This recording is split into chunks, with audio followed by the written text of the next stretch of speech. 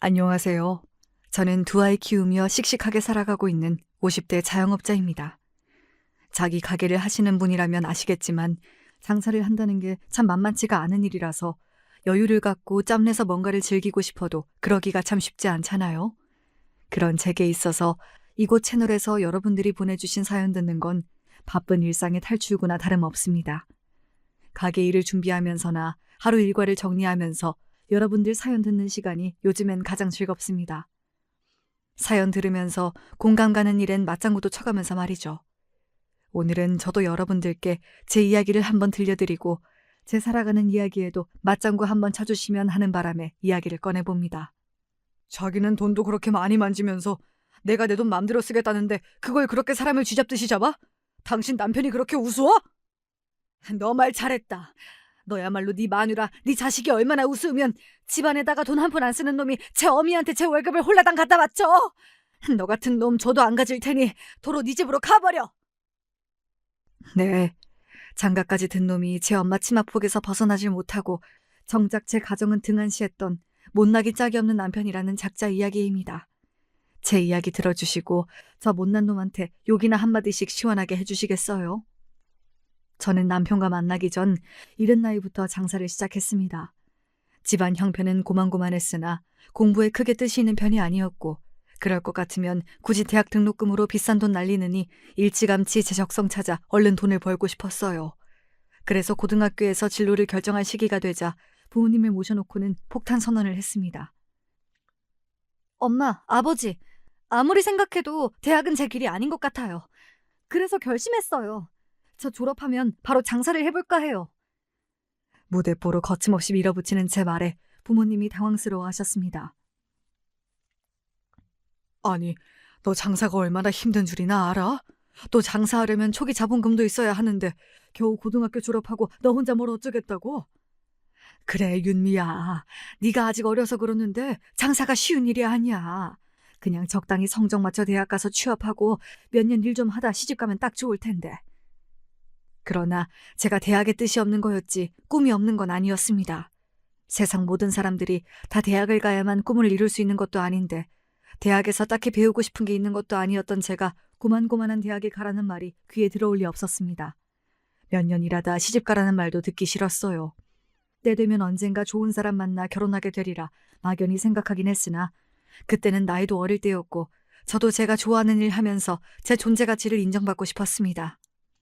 학교 다니면서 이것저것 아르바이트도 해봤지만 역시 저는 사람 응대하면서 손님마다 잘 맞는 물건을 골라주고 판매하는 게 제일 재밌더라고요. 사람이 가장 재밌는 일을 하면서 살아야 일도 오래 할 수 있지 않겠어요? 저 쉽게 생각하고 말씀드리는 거 아니에요. 반드시 성공하는 모습 보여드릴 테니까 저 좀 도와주세요. 얼굴에 철판 딱 깔고 도와달라고 하는 저를 보는 부모님 표정이 황당하기 짝이 없다고 말씀하시는 것 같았으나 자식 이기는 부모는 없는 법인지 결국 부모님께서는 제 편을 들어주셨습니다. 사실 저 대학 보내시겠다고 두 분이 저 어릴 적부터 등록금 통장을 만들어 두셨다는 걸 알고 있었거든요. 그러니까 제 입장에서도 믿는 구석이 있어서 내지른 말이었던 거죠. 그렇게 저는 본래 제 등록금으로 마련되었던 돈을 초기 자본금으로 삼아 20살 아무것도 모르는 철없는 나이에 처음으로 제 장사를 시작하게 되었습니다. 처음으로 시작한 장사는 속옷가게였습니다. 지금 같았으면 속옷가게 정도야 다들 아무렇지도 않게 생각할 일이지만 그게 지금으로부터 거의 30년 전의 일이니 세간의 시선이 지금과는 사뭇 달랐지요. 새파랗게 어린 여자애가 속옷가게를 열자 색안경을 끼고 보는 사람들도 많았습니다. 가게 문 앞에 떡하니 여자 속옷가게라고 대문짝만하게 표시를 해두었는데도 불구하고 괜히 들어와서는 제게 희롱을 일삼으려 드는 나이 먹은 아저씨들도 적지 않았습니다. 하지만 저 역시 그리 호락호락한 성격은 아니었기에 그런 인간들이 장사를 방해하려고 들 때마다 눈에 불을 켜고 온 동네에 아주 개망신을 주었지요. 처음에는 저 어린 게 무슨 생각으로 속옷 장사를 시작했나 싶어 경계하던 주변 상인들도 나이답지 않게 당찬 제 모습에 서서히 관심을 가지기 시작했어요. 어린 아가씨가 이런 장사를 한다기에 솔직히 처음에는 장사를 제대로 할 생각이 있나 싶은 생각도 들었는데 물건 거래하는 것도 그렇고 사람 대하는 것도 그렇고 일찌감치 제 적성 잘 찾아왔네. 그러게 말이야. 우리 아들도 아가씨랑 몇 살 차이 안 나는데 아가씨가 어쩌면 이렇게 똑부러졌는지. 그리고 저번에 그 진상놈 쫓아낼 때도 내가 속으로는 얼마나 통쾌했다고. 그놈 그거 2일 때 근처 가게 돌아가며 한 번씩은 다 깽판 놨잖아. 그것도 저 보기 만만한 여자들만 하는 가게만 골라서. 내가 아주 그놈 꼴 보기 싫어서 미칠 지경이었는데 저번에 아가씨한테 개망신 당한 이후로 이쪽이 얼씬도 못하잖아. 아가씨가 우리 상가 복덩이야, 복덩이. 처음에는 주변 상인 텃세도 무시할 수가 없어 자리 잡는 게 쉽지 않았으나 한번 눈도장을 제대로 찍어두니 여기저기서 장사 노하우부터 시작해서 어린 게 혼자 열심히 살아보겠다는 게 기특하다며 식사까지 살뜰히 챙겨주시는 등 자리 잡기가 한결 수월해졌습니다. 낯선 사람에게 낯가리지 않고 변죽 좋게 다가가서 응대하는 거야 원래 제 특기였으니 가게를 차린 지 1년도 채 지나지 않아 순수익이 제법 남게 되었어요. 첫 장사부터 보기 좋게 성공을 거둔 셈이죠. 처음에는 속옷 장사한다고 저를 우습게 보던 남자들도 제 가게 장사가 잘 되는 걸 보자 태도가 돌변하더군요. 제가 직접 겪어보니 남자들도 참 돈 있는 여자 좋아하더라고요. 하지만 제가 어떻게 일궈낸 가게인데 저 성공하는데 아무것도 한 것 없는 놈들이 그저 제가 가진 것에만 눈이 벌게져서 달려드는데 멍청하게 넘어갈 만큼 어리석은 사람은 아니었습니다. 그리고 장사하는 재미에 너무 빠져버려서 남자고 뭐고 그땐 눈에 들어오지도 않았어요. 그렇게 10년 가까이 시간 가는 줄 모르고 장사에 빠져 지내다 보니 어느새 업장도 2개로 늘어나 있었고 제 명의의 자가 아파트까지 떡하니 장만하게 되었습니다. 그쯤 되니 저도 주변 상가에서 나름 마당발로 통하게 되었고 그간 튼튼하게 쌓아올린 인맥들도 제법 되었습니다. 돈 버는 재미에만 빠져서 연애에는 도통 관심이 없는 저를 안타까워하고 어떻게든 누구라도 찍어붙이려고 드는 장사하는 언니들도 주변에 많았고요. 나 통해서 자기 한번 소개해달라는 사람이 있어서 내가 따로 알아봤는데 조건이 아주 괜찮아. 집안도 교육자 집안이라 부모님들도 교양 있으시고 본인도 좋은 학교 나와서 건실하게 직장 잘 다니고 생긴 것도 남자답게 잘생겼더라고. 미자야 본전이잖아. 한번 만나나 봐. 솔직히 그간 들어온 낯선 조건보다 딱히 나을 만한 조건도 아니었는데 인연이 닿으려고 그랬던 모양이었는지 이상하게 그 사람 사진이 마음에 들어왔습니다. 나중에 어른들께 들어보니 그렇게 한눈에 사람이 확 끌리는 건 악연일 확률이 높다고들 하시더라고요. 그 얘기를 그때 미리 들었더라면 참 좋았을 텐데 장사한다고 사람 만나는 걸 너무 등한시한 대가를 이리 치르는 건가 싶은 생각이 들더군요. 어찌됐든 그렇게 처음 만난 남편은 인상이 나쁘지 않았습니다. 애초에 사진상으로 제 취향에 들어맞아서 고르기도 한 거니까 당연한 일일지도 모르겠죠. 얘기를 나눠보니 속으로야 어떤 생각을 하는지 몰라도 자기 좀 배웠다고 장사하는 사람 무시하는 것 같지도 않고 솔직히 오랜만에 이성을 만나는 거여서 좀 들떠 있어서 객관성을 많이 상실하기도 했어요. 그렇게 한 번 만나고 2번 만나다 보니 어느새 자연스럽게 결혼 이야기까지 오가게 되더군요. 사실 남편도 저도 적은 나이가 아니었으니까요. 지금이야 나이 30이라고 하면 아기나 마찬가지지만 저때 30이라고 하면 벌써 결혼이 한참 늦었다고 부모님께서 발을 동동 구르실 정도였으니까요. 그리고 저도 남편 정도면 결혼하기 나쁘지 않다고 생각했습니다. 그래서 만난 지 6개월도 되지 않아 결혼하자는 남편 말에 덜컥 그러자고 대답해버렸죠. 단 결혼 전에 조건을 단단히 달아두었습니다. 저는 결혼한다고 하던 일 접거나 그럴 생각 추호도 없어요. 결혼한다고 남편 말에 찍소리도 못하고 제 사회생활도 맘 편히 못하고 그럴 것 같으면 굳이 결혼을 선택할 이유 없다고 생각해요. 경제적인 건 역시 마찬가지예요. 뭐 대부분 다른 부부들은 내 돈이 네 돈이고 네 돈이 내 돈이니 하며 산다지만 제가 일찍부터 장사하면서 뼈저리게 깨달은 게 있거든요. 아무리 가까운 사이라도 돈 문제가 끼어들기 시작하면 갈등이 생긴다는 거예요. 그래서 결혼하고 나서라도 각자 버는 건 각자 관리했으면 해요. 함께 살면서 들어가야 할 것에는 아낄 생각 전혀 없으니까 그건 걱정 안 하셔도 돼요. 그렇게 서로 인정해줄 부분만 확실히 인정해준다고 약속하시면 저도 영석 씨랑 살면서 최선을 다할게요. 지금이야 이렇게 사는 젊은 부부들이 제법 많다고 하죠. 하지만 저 결혼할 때만 해도 저렇게 말하는 여자들이 결코 많은 편이 아니었어요. 하기야 결혼하고 아이 낳으면서 경력이 단절되는 기혼 여성들이 대부분이었기 때문에 아이 키우는데 남편 외벌이에 기대는 게 대부분인 시대였습니다. 제 조금은 파격적인 조건에 남편이 당황하는 것 같았으나 이내 제 뜻을 받아들였기에 남편과 결혼을 결심하게 되었죠. 한번 결혼이 결정되자 그 다음 단계들은 아주 일사천리로 진행되었습니다.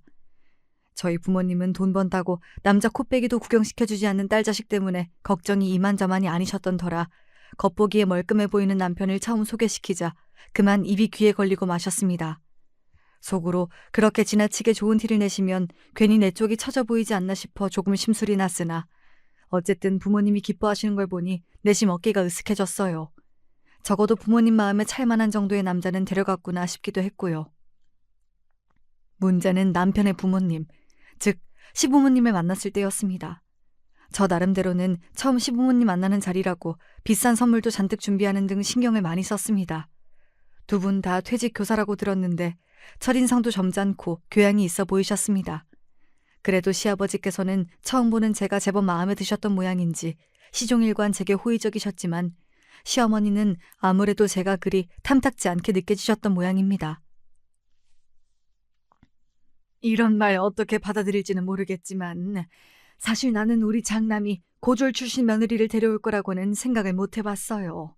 사람이 학벌이 전부는 아니라고 하지만 그래도 서로 살아온 환경이라는 게 있잖아. 솔직히 내 입장에서 걱정이 아주 없는 건 아니에요.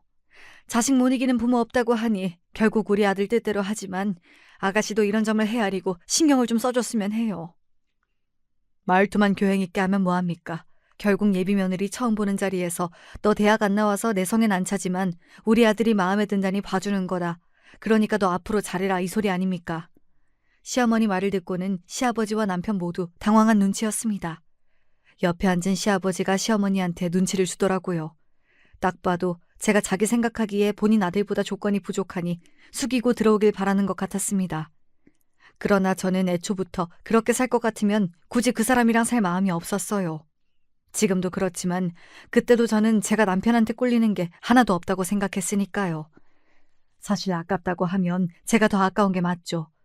대학 나왔다는 거 하나 빼면 모든 조건이 제가 월등히 더 뛰어났으니까요. 게다가 명문대 나와서 대기업 다니는 사람들보다 당시에도 배는 벌고 있던 저였어요. 제 수입이야 남편하고는 될 것도 아니었죠. 어머니께서 먼저 솔직하게 말씀해 주셨으니 저도 그냥 솔직하게 말씀드릴게요. 저도 무엇보다 사람이 중요하다고 생각했기 때문에 영석 씨를 선택하게 되었습니다. 사실 그간 제 앞으로도 선자리가 제법 들어왔었거든요. 말씀하신 것처럼 서로 살아온 환경이라는 게 있다 보니 경제적으로 유복한 조건 갖춘 분들 소개가 많이 들어왔지만 그게 사람의 성품을 뛰어넘을 수 있는 건 아니니까요. 그런 영석 씨 길러주신 분들이시니 아버님, 어머님께서도 좋은 분이실 거라는 건 믿어 의심치 않습니다. 저도 앞으로 잘 부탁드릴게요. 딱 시어머니 화법 그대로 돌려드렸습니다. 내 조건이나 나랑 어울리려고 든 남자들 조건에 비하면 당신네 아들 아무것도 아니다.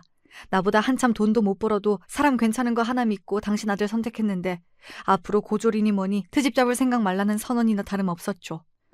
어른들 보시기에 다소 되바라진 말이었다고 받아들이실지도 모르겠으나 시비는 저쪽에서 먼저 걸었잖아요.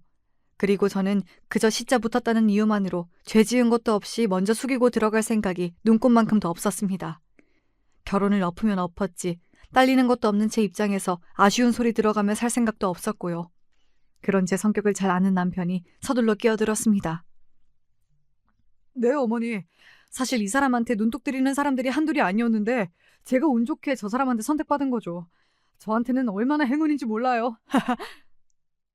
제 아들까지 제 편을 들어주는 꼴을 보는 시어머니 눈살이 찌푸려졌으나 본인 기분 나쁠 말 듣기 싫었으면 남 기분 나쁠 말도 하지 말았어야죠. 그래도 제 모자란다는 조건이 결혼을 반대하고 나설 만한 정도는 아닌 모양이었는지 트집은 그 정도에서 그쳤습니다. 하지만 첫 만남에서부터 저런 소리를 들어놓고 시어머니에 대한 첫인상이 좋을 수가 없었습니다. 더 문제 삼지는 않으니 결혼은 그대로 진행하기로 했지만 괜한 기싸움에 휘말리지 않으려면 앞으로도 정신을 똑바로 차리고 있어야겠다 싶었습니다. 그렇게 결혼하고 남편과 신잡 살림을 차리게 되었습니다. 남편 월급으로 아파트 매매는 턱도 없는 일이었기에 제가 결혼 전에 장만해둔 아파트 두 채 중 한 채에 입주하게 되었어요. 결혼 전에 이미 자가 아파트를 소유하고 있었다는 말에 남편 입이 떡 벌어지더라고요. 왜 아니겠어요. 저 혼자 능력으로는 몇십 년은 벌어야 아파트 한 채 겨우 마련할 수 있었을 텐데 부인 잘 만나 떡하니 신혼집부터 자가 아파트로 들어가서 살게 되었는데요. 하지만 그때까지만 하더라도 정말로 남편이 성품 하나는 괜찮은 사람이라고 생각했었고 돈이야 있는 쪽에서 좀 더 쓸 수도 있는 거지 대수롭지 않게 생각했기 때문에 오히려 제 능력을 인정받은 기분이 들어 으쓱했습니다. 신혼집 입주 후 시댁 식구들과 치른 집들이에서도 반응은 비슷했어요. 남편은 이남 일녀 중 장남입니다. 남동생과 여동생이 각각 한 명씩 있었는데 남동생은 저희보다 먼저 결혼해서 살고 있었어요. 도련님이랑 손아래 동서는 같은 직장 다니다 만나서 결혼한 거라 경제 사정이 비슷하다 보니 결혼하고 2년이 지났던 당시에 아직 전셋집에서 살고 있었거든요. 거기다 동서가 임신을 하면서 직장까지 그만두게 되어 도련님 혼자 일을 하고 있었습니다. 사실 그게 그 당시 일반적인 가정의 모습이었죠. 하지만 제 처덕을 보는 형을 보니 도련님도 내심 부러웠던 모양입니다. 형수님 정말 대단하시네요. 가게가 2개나 된다는 말은 들었지만 그동안 정말 열심히 사셨나 봐요. 젊은 나이에 이렇게나 성공을 하시고. 다른 분들 열심히 사시는 것처럼 저도 그저 열심히만 산 거죠 뭐. 성공은 도련님이 더 성공하셨죠. 저렇게 아리따운 동서가 소중한 아이까지 가졌는데 그것보다 더한 성공이 또 어디 있겠어요.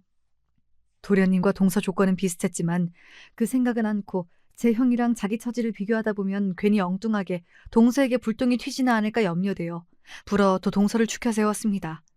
타고난 성품이 얌전하고 착한 동서가 제 칭찬에 얼굴이 발갛게 물들었습니다. 그렇게 대충 분위기를 무마하려는데 집에 들어올 때부터 입을 벌리고 구경에 여념이 없던 신우이가 눈치 없이 말했습니다. 에이 언니! 그래도 그게 그거랑 비교할 건 아니죠. 우리 오빠 진짜 땡 잡았네. 어디서 언니같이 능력 있는 여자를 만났대? 아 나도 이런 집 가진 남자한테 시집 가고 싶다. 철딱서니 없는 신우이 말에 시어머니 눈초리가 곱지 않더군요. 아직까지도 제게 고분고분하지 않은 며느리에게 앙금이 남아있다는 건 알고 있었으나 크게 신경 쓰진 않았습니다. 가진 게 많은 쪽은 누가 봐도 제 쪽이니 아쉬워도 저쪽이 아쉬워야지 제가 아쉬운 입장은 아니었으니까요. 그렇게 시어머니와 대면대면하게 지내는 와중에도 다른 시댁 식구들과는 원만한 관계를 유지했습니다. 특히 동서와 신우이와는 더 잘 어울리면서 이것저것 잘해준 덕에 시어머니가 내심 부러워하는 것도 알고 있었어요. 하지만 먼저 다가오기에는 당신 자존심이 허락을 안 하는 모양이었습니다. 뭐 저하고 잘 지내지 않아봤자 당신만 손해이신걸요. 그러는 동안에도 사업은 무럭무럭 성장하여 드디어 3번째 속옷 가게를 오픈하기에 이르렀습니다. 살면서 장사만큼 내가 노력한 대로 돌려받은 일이 없기에 오롯한 내 것이 하나도 생긴 것에 자부심을 느꼈습니다. 새 가게 개업식에 저를 축하하러 와주신 친정 식구들 표정이 마치 본인 일보다도 더 기뻐하시는 것 같아 행복했어요. 그런 저희 부모님을 보는 시부모님 표정에도 부러움이 얼핏 엿보였습니다. 다른 것도 아니고 품위 없게 속옷 가게가 뭐냐며 몰래 저를 헐뜯던 걸 엿들은 적이 있었기에 시어머니의 부러워하는 표정에 솔직히 어이가 좀 없긴 했지만 어찌되었든 좋은 자리였습니다. 남편과는 결혼 전 약속대로 여전히 서로 수입을 따로 관리했습니다. 초반에는 군말 없이 제 뜻에 따르던 남편이 슬슬 제 돈이 욕심이 나는 모양인지 이렇게 말하더군요.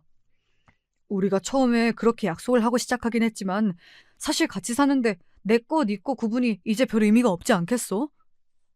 속이 빤히 보이는 말에 기분이 상하더라고요. 제가 뭐 때문에 결혼을 결심했는데요. 제 재산 탐내는 사람 같았으면 남편보다 조건이 월등히 뛰어났던 사람들이 줄을 섰었습니다. 이 문제만큼은 제가 양보할 생각이 전혀 없었기에 저는 단호하게 말했습니다. 내가 결혼할 때 다른 거 아무것도 안 따지고 확실하게 약속 받아냈던 게 바로 그거 하나야. 그러고 나서 결혼할 때에도 내가 당신 집안이나 우리 함께 사는데 뭐 하나 아낀 게 있어? 이 집도 그렇고 나 서로 수입 관리 따로 한다고 해서 결코 우리 사는데 소홀했던 적 단 한 번도 없었다고 생각해. 그건 당신도 분명 인정할 수밖에 없는 부분이고 이렇게 말이 나오기 시작하는 것부터가 갈등의 단초가 될 수 있는 거야. 난 그런 불상사를 피하고 싶었던 거고 처음에 단단히 약속해줬던 것처럼 그 약속은 우리 사는 동안 끝까지 지켜줬으면 좋겠어. 어떻게 한번 비벼볼 만한가 싶었는지 몰라도 제 반응이 저렇게까지 단호한 걸 보고는 남편이 민망해했습니다. 하지만 약속은 약속 아닙니까? 솔직히 저 시대에 무슨 판검사가 부잣집에 장가간 것도 아닌 마당에 전적으로 신부 쪽에서 집해오는 길은 거의 없다고 봐도 무방했습니다. 이미 제 덕에 분에 넘치는 호사를 누리고 있었던 마당에 슬슬 재산 욕심을 부리는 남편 꼴을 보자 제가 사람을 잘못 판단한 건가 싶어서 심란해졌어요. 당시에 남편 월급이 230만 원 정도였습니다. 말로는 서로 수입은 각자 관리하고 함께 쓰는 건 각출하자고 했으나 남편 월급이 빤한데 굳이 남편 수입을 건드리진 않았거든요. 그러니까 그때 당시에도 이미 거의 제가 벌어오는 걸로 저희 부부 생활비를 충당하는 거나 마찬가지였습니다. 제가 남편 씀씀이에 대해 따로 간섭을 하지 않기도 했고요. 막말로 거의 공으로 제 집에 사는 거나 마찬가지인데 남편 월급에는 손도 대지 않는 아내라니 남편 입장에서는 그것만으로도 봉 잡은 거나 다름없는 거 아닙니까? 그건 본인이 가장 잘 알았을 겁니다. 저하고 척을 잡았자 손해보는 건 남편뿐이었으니까요. 바로 제 눈치를 보며 다시 그 말을 꺼내지 않았다는 게 그 증거겠죠. 결혼 2년이 넘어가던 즈음에 저희 부부에게도 기쁜 소식이 찾아왔습니다. 바로 제게 아기 천사가 찾아온 것이었습니다. 벌써 제 나이가 30대 중반으로 들어서고 있었기 때문에 시댁에서는 물론이고 친정에서도 은근히 아이를 바라고 있었습니다. 저도 이왕 아이를 낳을 거면 너무 늦어지는 게 좋지 않을 거라는 생각은 하면서도 늘 손에 쥐고 있는 장사일을 놓기가 참 힘이 들더라고요. 아마 생각지도 못하게 아이가 먼저 찾아와 주지 않았더라면 일부러 아이를 갖는 노력은 그보다 몇 년은 더 지났어야 겨우 하게 되었을 거예요. 처음 생각은 그러했으나 막상 내 뱃속에 새 생명이 들어있다고 생각하니 아이의 존재가 너무나 애틋하게 느껴졌습니다. 제게도 제가 모르던 모성이라는 감정이 있긴 했던 것 같습니다. 아이 가진 후로 일을 조금씩 줄이긴 했으나 그래도 일을 완전히 놓을 순 없었습니다. 그 당시에는 이미 가게가 3군데나 되어서 각 지점마다 상주하는 직원도 있었고 또 보조하는 아르바이트생도 여럿이었으나 결국은 제 손을 타야 장사가 제대로 돌아갔으니까요. 임신을 하고서야 제가 저 스스로도 어쩔 수 없는 일 중독자임을 다시금 깨달았습니다. 예, 아무리 돈도 좋지만 너 초산이 이른 편도 아닌데 좀 조심하는 게 좋지 않겠어? 이제 일하는 사람도 많은데 임신했을 때만이라도 집에서 좀 쉬고, 응? 엄마, 내가 돈 좋아하는 건 사실이지만 내가 정말 돈 때문에만 이렇게 바쁘게 살면서 일하는 거라고 생각했어? 나 진짜로 이 일이 좋아서 이렇게 열심히 한 거야.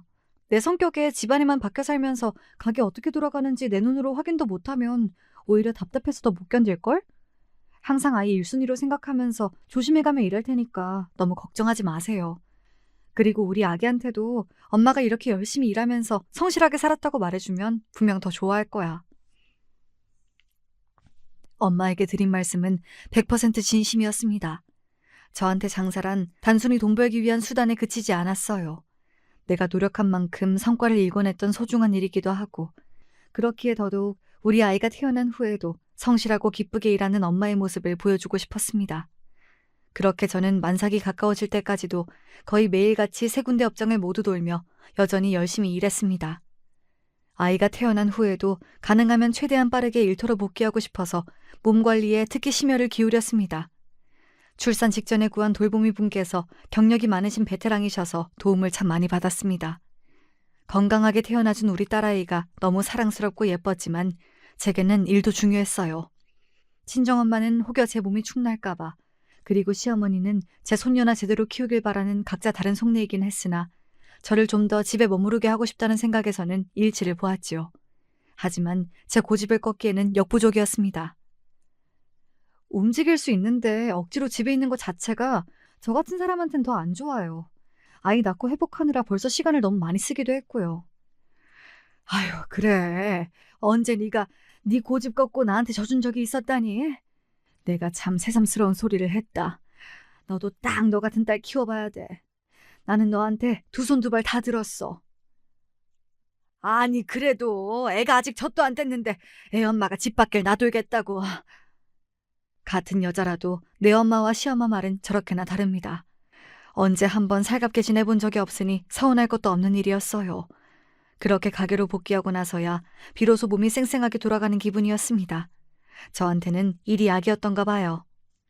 아이 낳고 일에 순조롭게 복귀도 했고 아이도 건강하고 사랑스럽게 잘 자라주고 있었으니 사실 더 바랄 게 없는 일상이었죠. 그럼에도 불구하고 서서히 남편에게 불만이 쌓여가기 시작했습니다. 바로 저와 아이를 대하는 남편의 태도 때문이었습니다. 그동안에야 식구라도 달랑 저희 둘뿐이기도 했고 제가 남편보다 훨씬 더 많이 버니까 그러려니 했습니다마는 남편은 아이가 태어났는데도 여전히 제 지갑을 꽉 닫고 있었습니다. 당신, 우리 예원이 태어나고 아기 신발 하나 안 사준 거 알아? 집에 신발이 널렸는데 무슨 신발 타령이야. 당신이 어련히 고급스럽고 비싼 걸로 장만했겠지. 내가 지금 비단 신발 하나 때문에만 얘기하는 줄 알아? 남들은 자식을 넣으면 가진 걸 다 줘도 아까운 줄을 모른다던데 당신은 어떻게 당신 자식한테까지 이렇게 야박해? 나한테 돈 안 쓰는 것까지야 이해했다지만 예원이는 당신 자식이잖아. 내가 무슨 밖에서 나왔어? 무슨 말을 또 그렇게까지 하고 그래. 부족한 나보다야 해줄 수 있는 거 많은 엄마가 해주는 거 그저 지켜보고 있다는 생각은 안 해? 내가 명색이 가장인데 이러는 내 자존심이라고 어디 멀쩡하겠어? 왜 이렇게 사람 마음 헤아릴 줄을 몰라? 되려 자기가 큰 소리를 뻥뻥 치는 남편을 보며 처음부터 버릇을 잘못 들여도 단단히 잘못 들였다 싶었습니다. 그래도 저는 자식한테는 좀 다를 줄 알았죠. 그리고 처음 했던 약속을 생각해 보더라도 아이 키우는데 당연히 저희 부부 돈이 모두 들어가는 게 맞지 않습니까? 집도 제가 해와 생활비도 제가 번 걸로 충당해 거기다 자식까지 제 돈으로 키워버리면 도대체 남편이 이 집에서 하는 게 뭐가 있단 말입니까? 나한테 인색한 것까지야 별말 않고 참았어. 그래도 자식한텐 그러는 거 아니야. 돈 좀 번다는 걸로 그렇게 자식한테 못할 짓 하는 인간 취급까지 하고 당신이야말로 정말 그러는 거 아니야. 이건 말이 통하지가 않았어요. 차라리 그때라도 멈췄으면 좋았을 것을. 항상 저 아쉬울 것 없다고 당당했던 저였지만 아이가 생기고 나니 그게 쉽지가 않았습니다. 그래도 저 사람이 애 아빠잖아요. 애 아빠도 애 아빠 나름인 건데 그때는 아빠 없이 아이들 키우는 게 아이들에게 있어 가장 커다란 죄라고만 생각했습니다. 그렇게 이도저도 못하고 시간이 흐르다 보니 어느새 둘째까지 낳게 되었네요. 둘째 역시 딸아이였습니다. 친정에서는 첫 아이 때와 마찬가지로 기뻐해 주셨으나 시어머니 반응은 좋지 않았습니다. 손녀라고 뭐 하나 해준 것도 없으면서 은근히 아들을 바랐던 모양이었어요. 저도 제 아이들 한번 살갑게 봐준 적 없으면서 이것저것 바라는 것만 많은 시어머니 비위를 맞춰줄 생각은 코딱지만큼도 없었습니다. 이제 아이가 둘이다 보니 돌보미 분을 고용해 도움을 받고 있어도 손갈 곳이 배는 많아졌습니다. 그런 사정에는 아랑곳 않고 여전히 제 밥그릇 내려놓을 생각은 조금도 없는 남편에게는 정이 떨어질 대로 떨어져 버렸죠. 둘째 출산 이후로 스트레스가 적지 않다는 걸 눈치챈 저희 친정 부모님들이 자주 저희 집에 와서 아이들을 돌봐주셨어요. 이제 나이도 있으시고 관절도 안 좋으신데 자꾸 애들 본다고 고생을 하셔서 어떡해요. 말 이렇게 하면서도 결국 엄마 아빠만큼 믿을 사람이 없어서 자꾸 도움 청하게 돼서 죄송해요. 이래서 자식 키워봤자 아무 소용이도 없다는 건가 봐. 별소리를 다 한다. 너 애들 좀 봐라. 너 지금 그렇게 힘들다고 하면서도 우리 예원이 얘지 크는 것만 봐도 사르르 녹는 것 같지 않니? 자식은 그것만 해도 할 효도 다 하는 거야. 우리도 이 나이 먹고 요것들 아니면 웃을 일이 뭐가 있겠어? 이렇게 예쁠 때 한 번이라도 눈에 더 넣어둬야지. 말씀만이라도 감사해서 눈물이 핑 돌았습니다. 정작 애들 아버지라는 작자는 애들한테 뭐 하나 더 들어갈까 싶어 아까워서 벌벌 떠는데 사랑 가득한 눈으로 제 딸들을 바라봐 주시는 부모님한테 감사해 뭐든 해드리고 싶은 심정이었어요. 그래서 두 분을 따뜻한 바다가 있는 한적한 휴양지로 해외여행을 보내드렸습니다. 뒤늦게 제가 저희 친정부모님 해외여행을 보내드렸다는 사실을 알고는 남편놈 주둥이가 대빨 나왔습니다. 당신 장인 장모님 해외여행 보내드렸다며? 그런 얘기를 한마디 상의도 없이 결정할 수가 있어? 제 돈 한 푼 안 들어갔는데 상의는 무슨 상의를 한답니까? 제가 기가 막혀서 코웃음을 치자 창피한 줄도 모르고 남편이 떠들어대기 시작했습니다. 우리 엄마도 퇴직하시고 나서 요새 얼마나 무료해 하시는데 자식이 사돈댁 해외여행 보내드렸다는 말을 들으시면 얼마나 마음이 쓸쓸하시겠어. 당신 정말 당신 친부모님 아니라고 정말 너무한다. 이 염치 없는 놈이 무슨 소리를 짓거리는 건가 했습니다. 제 자식한테는 아비 노릇 한번 제대로 안 하는 놈이 제 어미는 그리도 애틋한가 싶어 부하가 치밀어 오르기도 했고요. 너무해? 내가 100번 너무해봤자 네가 내 새끼들한테 하는 것만큼 너무하겠어? 그간 우리 애들 키우면서 어머님이 해주신 게 뭐가 있는데. 우리 엄마 아빠 당신들 관절 다 달아가며 우리 애들 사랑으로 돌봐주셨어. 그런 친정 부모님한테 감사한 마음을 금할 길이 없어서 내 돈으로 보내드린 해외여행인데 뭐 서운해? 내가 너무해? 너 진짜 양심은 어디다 갖다 팔아먹었니? 네 어머니 그렇게 애잔하고 안타까우면 네가 보내드리면 되겠네. 제 자식들한테도 한 푼 안 쓰는 돈 어디다 갖다 썼길래 나한테 해외여행을 보내드리니만이 이따위 소리를 하고 있어. 그간 쌓인 게 한두 가지가 아니었기 때문에 정말 따발총이라도 쏘는 듯이 다다다다 쏘아붙였습니다. 저도 인간이면 제 말에 대꾸할 말이 있으면 안 되는 거죠. 제대로 대답도 못하고 제 성질머리 못 이겨서 씩씩대는 남편이 쿵쾅대며 방으로 들어가는 뒷모습을 보며 뒤통수라도 한 대 후려 갈기고 싶었습니다. 그리고 며칠이나 지났을까 그날 유치원 발표식이 있어 아이들 재롱잔치를 즐겁게 보고 간만에 네 식구가 다 함께 집으로 들어오는 길이었어요. 내내 춤추고 뛰어다니느라 딸아이가 많이 더웠던 모양인지 제 아빠 손을 잡고 말했습니다. 아빠, 나 아이스크림. 어? 엄마한테 사달라고 그래. 뭐 이런 놈이 다 있습니까? 그깟 아이스크림 그거 몇 푼이나 한다고요. 저놈이 진짜 아비가 맞긴 한 겁니까? 순간 제가 눈이 획 돌아서 남편 손에서 아이 손을 확 낚아챘습니다. 그러고는 놈을 돌아보지도 않고 씩씩대며 양손에 두 딸아이 손을 잡고는 저희끼리 밥 먹으러 가버렸어요. 혹여나 아이에게 서러운 마음이 쌓이지는 않을까 싶어 평소에는 이상한다고 잘 주지도 않는 아이스크림을 아이들 앞에 산더미처럼 시켜주었습니다. 영문도 모르고 그저 평소에 잘 먹지도 못하는 아이스크림을 실컷 먹게 되었다고 좋아라 하는 두 딸아이를 보고 있자니 그만 가슴이 먹먹해졌습니다. 결과적으로 제 사람 보는 눈이 틀려 먹었음을 인정하지 않을 수가 없었어요. 그 때문에 우리 아이들까지 피해를 보게 만들었다는 생각이 들자 아이들을 볼 낯이 없었습니다. 그러고 꽤 오래 부부간의 냉전이 이어졌습니다. 사실 하루에도 수백 번씩 남편에게 이혼하자고 소리를 지르고 싶은 심정이었으나 미련하게도 아직까지 이혼이 망설여지던 차였어요. 그런데 항상 돈 문제로 자격지심을 부리며 먼저 굽히려 들지 않던 남편이 웬일로 제게 먼저 말을 걸었습니다. 우리 여윳돈 좀 있나? 저한테 돈 있는 거 뻔히 알면서 왜 저런 소리를 하겠어요? 돈 좀 달라 이 말 아니겠어요? 서로 수입은 각자 관리하자고 하긴 했지만 그동안 알게 모르게 남편한테나 시댁한테도 들어간 제 돈이 결코 적지 않았습니다. 게다가 본인은 본인 처자식한테도 돈 한 푼 안 쓰려고 드는 사람인데 결혼하고 제가 한 번도 손댄 적이 없는 본인 월급은 다 어쩌고 저한테 여윳돈 어쩌니 하는 얘기를 꺼내는 겁니까? 왜? 왜겠어? 쓸 데가 있으니 그렇지. 당신 월급은 어디다 썼는데? 아 진짜! 서로 수입에 관여하지 말자면서 뭘 그런 것까지 물어. 이 인간이 진짜 뻔뻔한 것도 정도 것이지. 나한테 돈 얘기 꺼내는 주제에 왜 돈 달라는 소리 하는 건지는 말하기 싫으니? 도대체 무슨 짓을 하고 돌아다니기에 내가 손도 대본 적 없는 월급까지 부족한 건지 알지도 못하는데 내가 미쳤다고 내 돈을 턱턱 내놔? 치워 그럼. 아쉬워도 제 놈이 아쉽지 제가 아쉽습니까? 뻔뻔하게 짝이 없는 남편 태도에 제가 화를 버럭 내자 그제야 놈이 머뭇거리더니 실토하더군요. 요즘 매달 어머니한테 용돈 드리고 있어. 무슨 용돈을 얼마나 드리기에 월급 받은 게 모자라다는 소리까지 나와? 당시 남편 월급이 300만 원이었어요. 적다면 적고 많다면 많다고 할 수 있는 돈이지만 생활비나 자녀 양육에 보태는 것 하나 없이 혼자서 자기 월급 홀랑 쓰는 남편이니 적은 돈이라고 하기에도 그렇지 않나요? 그때까지만 해도 월급 300만 원 받아놓고 설마 100만 원 넘게 제 어머니 용돈 주는 것도 아닐 테니 싶었거든요. 그런데 이어진 남편 말에 제 입이 떡 벌어졌습니다. 120만 원. 이 인간이 지금 뭐라는 겁니까? 그러니까 매달 제 월급의 3분의 1도 넘는 돈을 제 어머니 용돈으로 드린다는 소리였어요. 앞서 언급한 것처럼 시부모님은 두 분 다 퇴직 교사라 퇴직연금도 달마다 따박따박 나오고 있었습니다. 두 분 노후 준비가 이미 다 되어 있는 상황이었다는 겁니다. 그런데 저 과한 용돈은 뭐며 그래서 본인이 드리기로 결정한 거면 그만이지 자기 엄마 용돈 드려서 자기 쓸 돈 부족해졌다고 저한테 손 벌리는 건 또 뭡니까? 그럼 그게 자기가 용돈 드리는 거예요? 제가 용돈 드리는 거지. 당신 진짜 제정신이야? 당신 월급 빤한데 그 돈을 덥석 받는 어머님은 또 뭐야? 도대체 어머님한테 그만한 용돈이 대체 왜 필요한 건데? 이게 다 당신 때문이잖아. 엉뚱하게도 화살이 제게 돌아오자 기가 차다 못해 말문이 턱턱 막혔습니다. 당신이 당신 친정 부모님한테는 매번 이것저것 좋은 거 다 해드리는 것 뻔히 아시는데 우리 엄마가 그동안 얼마나 서운하셨겠어? 게다가 우리 엄마가 평생 집에서 놀고 먹기만 한 사람도 아니고 그 시절에 여자가 교사까지 할 정도면 얼마나 대우받고 사신 분인데 그래서 풍이유지 명목으로 좀 드렸다. 왜?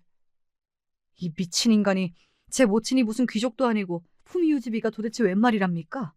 제 자식한테는 1,000원도 안 하는 아이스크림 하나 사주기도 아까워서 지갑을 닫아버린 염치 없는 아비 주제에 제 어미한테는 용돈 120 정도는 우습다 이거예요? 결국 그동안 꾹꾹 눌러 참아왔던 제 울분이 그만 화라산처럼 터져버렸습니다. 네가 진짜 정신이 나가도 단단히 나갔구나.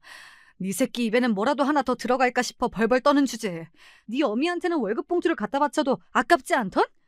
도대체 네 놈은 나랑 결혼을 왜 한 거야? 그렇게 자식한테 인색하게 굴 거면서 왜 나랑 애는 낳고 살아? 그냥 네 어미 치맛자락 속에 판붙어 살지. 말 함부로 하지 마. 당신이 당신 부모만 귀한 줄 아니까 내 부모 내가 챙기는 거잖아.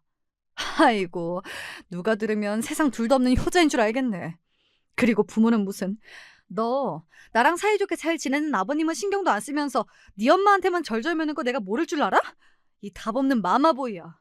너 같은 놈은 평생 독소 공방하면서 살았어야 하는데 내가 아주 잘못 걸렸다. 잘못 걸렸어. 내가 내 돈 가지고 내 엄마한테 쓴다는데 네가 무슨 상관이야? 우리 엄마가 나 키운다고 얼마나 고생했는데 장남이라고 나한테 얼마나 의지를 했는데 돈 좀 있다는 며느리 들여서 호강시켜드릴 줄 알았더니 사사건건 돈으로 무시나 하고 내가 우리 엄마 보기 얼마나 민망했는 줄 알기나 해?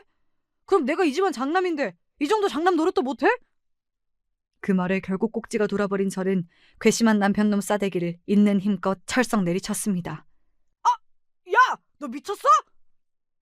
그래, 미쳤다. 너 같으면 너 같은 버러지 새끼랑 살면서 안 미칠 수나 있겠냐? 너 나랑 살면서 남편 노릇 한번 제대로 해본 적 있어? 우리 애들 태어나고 아비라고 네가 뭐 하나 해준 거 있어? 너는 남편으로서도 아비로서도 자격 미달이야. 너랑 사는 내내 너는 우리 가족한테 없으니만 못한 놈이었다고. 그런데 제 어미한테는 제 월급을 그리 턱턱 가져다 바쳐? 오호라, 네 놈이 그럴 수도 있는 놈이었구나. 네 가족한테 그렇게 하면서 우리는 그렇게 괄시했던 거구나. 네 놈한테는 우리 모녀가 가족이 아니었던 거구나. 그래, 나도 이제 너 같은 놈 필요 없다. 네 엄마가 그리 좋으면 가서 네 엄마나 챙겨. 빈대같이 우리 집에 빌붙어 있지 말고 가서 네 엄마 젖이나 먹으라고! 눈에 핏대까지 올리고 고래고래 정신 나간 여자처럼 소리를 지르는 저를 보고 남편이 놀라서 질려버렸습니다.